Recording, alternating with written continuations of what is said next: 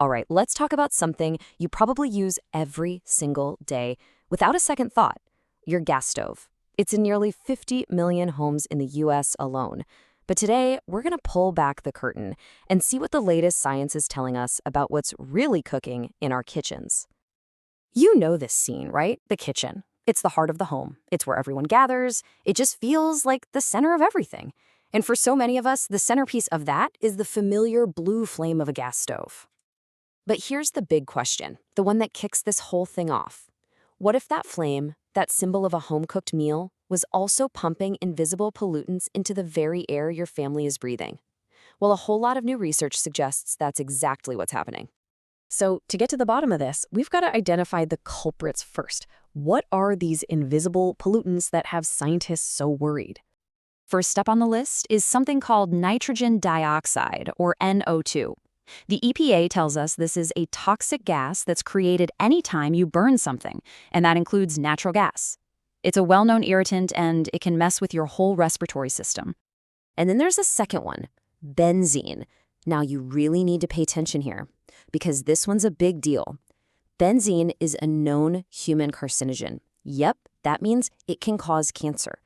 And the World Health Organization is crystal clear on this. There is no safe level of exposure. None. So where's this stuff coming from? Well, major research from Stanford University found that gas stoves are the source. They emit nitrogen dioxide when you're cooking, and they can actually leak benzene, get this, even when they are completely turned off. That is a huge deal. The risk isn't just there when you're making dinner. Okay, so we've identified the pollutants. Now, let's open up the health case file. What does the evidence actually show about the risks to our health? I want to start with just one number, 12.7%. Seems specific, right? So what does it mean? Well, according to a major peer-reviewed study, that's the percentage of all current childhood asthma cases in the US that can be linked back to gas stove use.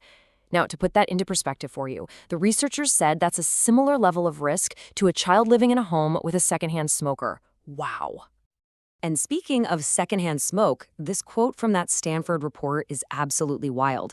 It says that just one burner on high or your oven set to 350 can raise the benzene levels inside your home to be higher than those found in secondhand tobacco smoke. It's a pretty shocking comparison. And if you're thinking, well, at least it's just in the kitchen, think again. That same research showed these pollutants do not stay put. Nope. They drift all over the house, into living rooms, into bedrooms, and they can hang around for hours after you've finished cooking. Okay, so the science points to a real problem here. The obvious next question is, can we fix it? What can we actually do about this? Let's check out the common solutions. You've probably heard all this before, right? It's the standard advice. If you've got a gas stove, you've got to use that ventilation hood. Oh, and try to cook on the back burner since the hood works better back there. And of course, crack a window. It all sounds pretty logical, doesn't it? But the billion-dollar question is, how well does this stuff actually work when you test it in the real world, in real homes? So check this out. This chart shows a study in Baltimore that tested different fixes over 3 months. And the results are kind of eye-opening. Replacing the gas stove with an electric one? Boom. Cut NO2 levels by over half. An air purifier helped too, about a 20% drop. But here's the shocker. Using the ventilation hood, it made no significant difference at all. And it's not just NO2. A lead researcher from that big Stanford study said the same thing about benzene, that the exhaust fans were, and I quote, often ineffective. So why is that? Well, for one, a lot of people just don't use them because they're so loud. And worse, a lot of those hoods don't even vent outside. They just suck up the bad air and spit it right back into your kitchen. So if the common advice doesn't really move the needle, what does the research say is a real solution? Well, that brings us to the main alternative, induction cooking. Let's just put these two head-to-head for a second. When it comes to air quality, induction is a clear winner. No burning gas means no combustion pollutants. Efficiency? It's not even close. Induction is more than twice as efficient. And, for safety, the cooktop itself stays cool, which is a huge plus.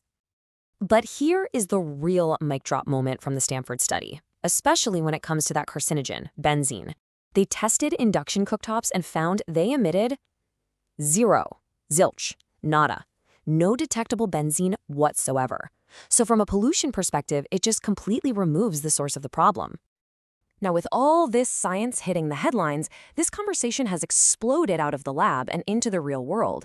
And it has kicked off this huge national debate that involves politicians, industry, and, well, us. And this timeline shows you just what a battlefield this has become. Back in 2019, Berkeley, California was the first city to ban gas hookups in new buildings. Then in 2023, a court overturned that ban. But in that same year, New York went ahead and became the first state to pass a similar law. It's a total back and forth. And this really gets to the heart of the fight.